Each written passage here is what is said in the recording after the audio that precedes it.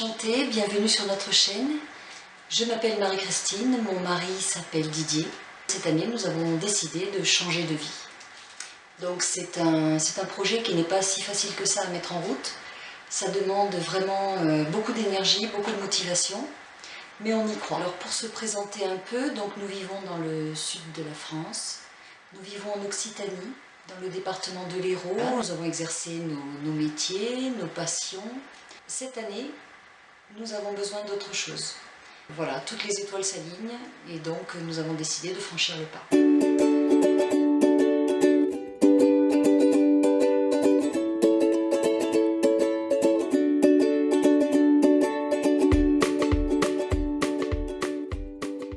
C'est un choix par rapport déjà à mon passé, puisque j'y ai vécu quand j'étais plus jeune, avec mes parents, avec ma famille. Et donc c'est un endroit que je connais déjà bien, même si je sais que ça a beaucoup changé depuis que je l'ai quitté. Puis ensuite nous avons réussi à y partir avec mon mari en 2004 pour aller faire des repérages. Voilà, c'était une façon aussi de savoir si cet endroit, ce lieu de vie, plaisait à mon mari. Parce que je pense que c'est vraiment un projet qui doit se décider à deux. Il faut vraiment que ça vienne d'une envie de couple. C'est vraiment quelque chose d'assez intense. Ça demande beaucoup d'énergie à mettre en place. Et si on veut vraiment aboutir le projet, il faut qu'on soit investis pleinement tous les deux dedans. Voilà, donc c'est un endroit qui lui a beaucoup plu forcément. Et voilà, donc nous avons décidé de partir là-bas, mais vivre sur un catamaran. Pas dans une maison, comme ça nous permet aussi d'assouvir un autre rêve qui est celui de naviguer. Voilà, donc nous n'avons aucune notion de navigation ni l'un ni l'autre. Ça veut dire qu'il va falloir à un moment donné passer aussi les permis bateau. Mais ça, je vous en reparlerai dans une autre vidéo. Voilà, donc je vais vous expliquer d'abord un peu les étapes pour l'organisation.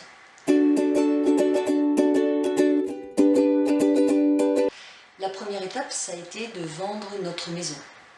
Donc c'est quelque chose qui s'est fait assez rapidement, mais c'est vrai que sentimentalement, ça a été un peu compliqué pour moi, parce que bien sûr, j'étais quand même attachée à ma maison, j'ai vécu plus de 20 ans dedans, donc je pensais que ça allait être plus facile que ça pour se détacher de ce lieu.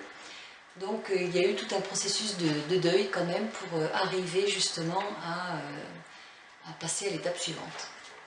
Donc il a fallu beaucoup trier, il a fallu beaucoup jeter aussi. Nous avons mis nos affaires en vente, surtout les gros meubles, sur des sites de vente en ligne. Voilà, pour pouvoir quand même continuer la suite en étant plus léger.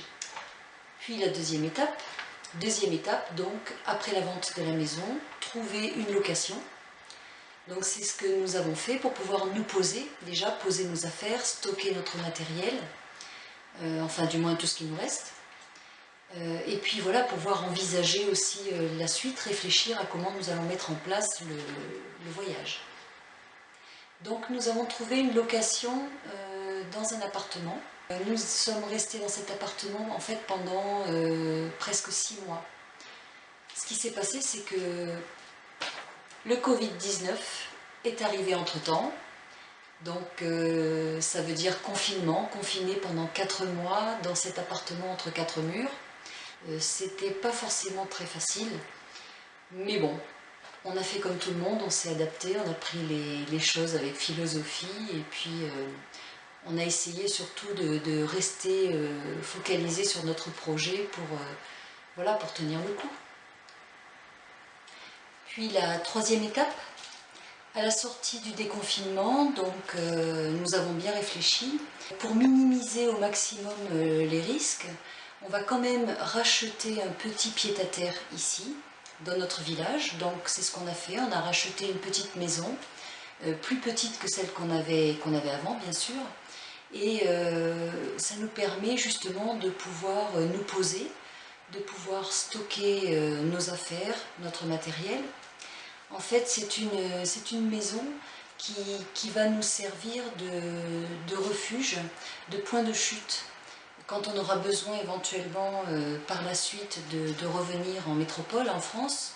On ne sera pas obligé, par exemple, d'être hébergé par la famille, les amis, d'aller dans un hôtel ou dans un gîte. Une autre raison pour laquelle nous avons racheté cette petite maison avant de partir, c'est un achat sécuritaire par rapport à notre budget. C'est-à-dire que nous ne voulions pas mettre tous nos œufs dans le même panier. On voulait garder un budget pour notre voyage, pour notre rêve, notre projet. Et on voulait garder aussi un budget pour garder une sécurité, un pied-à-terre ici, au cas où le projet ne se passerait pas exactement comme on l'a prévu. On part à l'aventure, on part dans l'inconnu, tout peut arriver.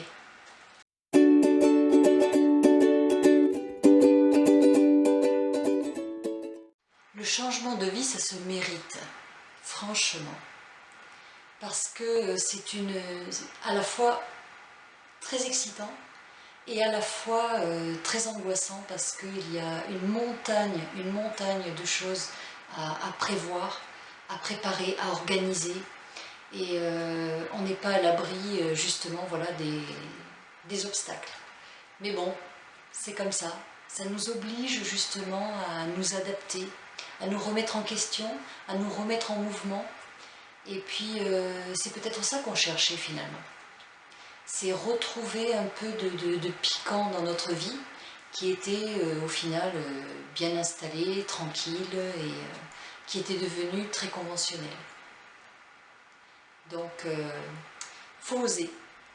Dans une prochaine vidéo, je vous ferai partager donc l'avancement du projet, et en particulier le passage du permis bateau.